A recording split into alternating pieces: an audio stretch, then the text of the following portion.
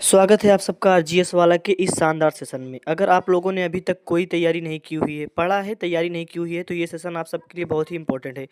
इस सेशन में आप सभी को प्रत्येक चैप्टर का एक वन शॉट वीडियो दिया जाएगा, जिस वन शॉट वीडियो में प्रत्येक इंपॉर्टेंट क्वेश्चन दिए होंगे जो कि बोर्ड एग्जाम के लिए बहुत ही ज़्यादा इंपॉर्टेंट है। अगर आप लोग अपनी तैयारी को और भी बेहतर बनाना चाहते हैं तो इस सेशन से जुड़ना ना भूलें। Second chemistry, halo alkane and hello arene का पहला क्वेश्चन आपका ये है, हेलो एरीन क्या है, इसकी दो मुख्य प्रतिस्थापन क्रियाएं लिखिए, फ्रियान का सूत्र और इसके उपयोग लिखिए। हेलो एरीन क्या है, इसका आंसर आप सभी को दिख रहा होगा। हेलो एरीन कंप्लीट करने के बाद आपको सेकेंड ये दिया हुआ है कि इसकी दो प्रमुख प्रतिस्थापन क्रिया लिखिए। तो पहली प्रतिस्थापन क्रिया हैलोजनीकरण है, एंड जो आपकी सेकेंड प्रतिस्थापन अपक्रिया है वो है नाइट्रीकरण। नाइट्रीकरण के अपक्रिया लिखने के बाद आपको नीचे फ्रियान का सूत्र भी दिया है। सूत्र के बाद नीचे आपको उसके उपयोग भी दिए हुए हैं।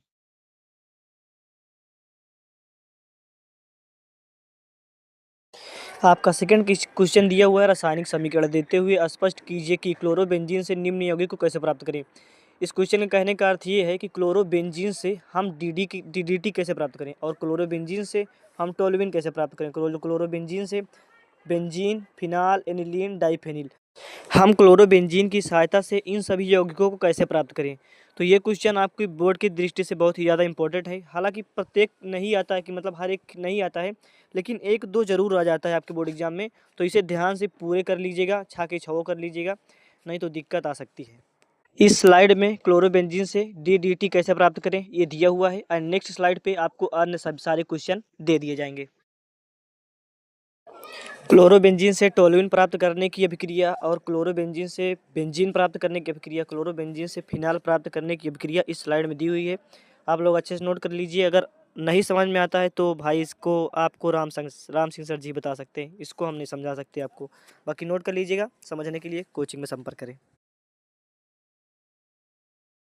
आपकी लास्ट रिएक्शन थी क्लोरोबेंजीन से डाइफेनिल कैसे प्राप्त करें। तो लास्ट रिएक्शन ये रही, आप लोग नोट कर लीजिए। आपका तीसरा क्वेश्चन है, नाभिक रागी प्रतिस्थापन अपक्रिया क्या होती है, यह अपक्रिया कितने प्रकार की होती है समझाइए।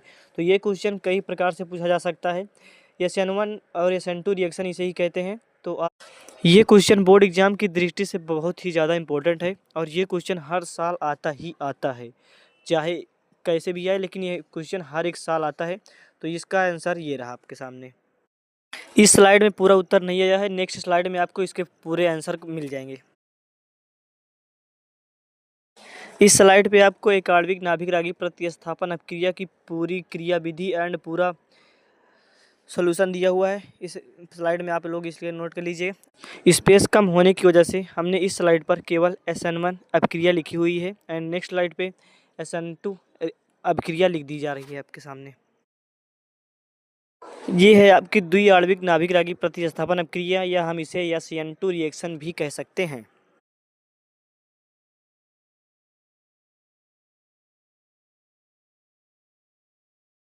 क्वेश्चन नंबर 4 है आपका, प्रयोगशाला में क्लोरोबेंजीन बनाने की विधि का रासायनिक समीकरण तथा निम्न के साथ इसकी अपक्रिया। मतलब क्लोरोबेंजीन से इन सभी के साथ रिएक्शन भी करवानी है। तो नेक्स्ट मतलब स्लाइड पे, इस स्लाइड में थोड़ा सा ही दिया हुआ है क्योंकि स्पेस बहुत कम है, एंड 2-3 स्लाइड तक आपको मिल जाएगा इसके पूरे आंसर।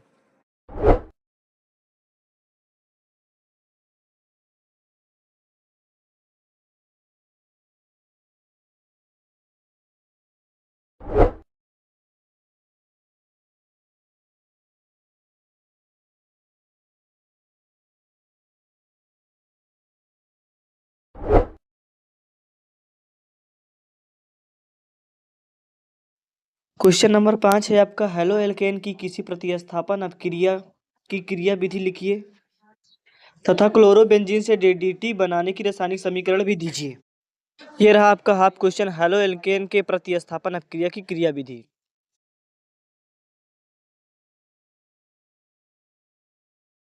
क्लोरोबेंजीन से डीडीटी के निर्माण का ये रहा आपका रासायनिक समीकरण। 5 क्वेश्चन आप सभी को दे दिए जा रहे हैं। इन 5 क्वेश्चन को सबसे पहले पूरे तैयार कीजिए, उसके बाद नेक्स्ट क्वेश्चन कल के दिन मैं 7 बजे तक डाल दूंगा। Thanks for watching video.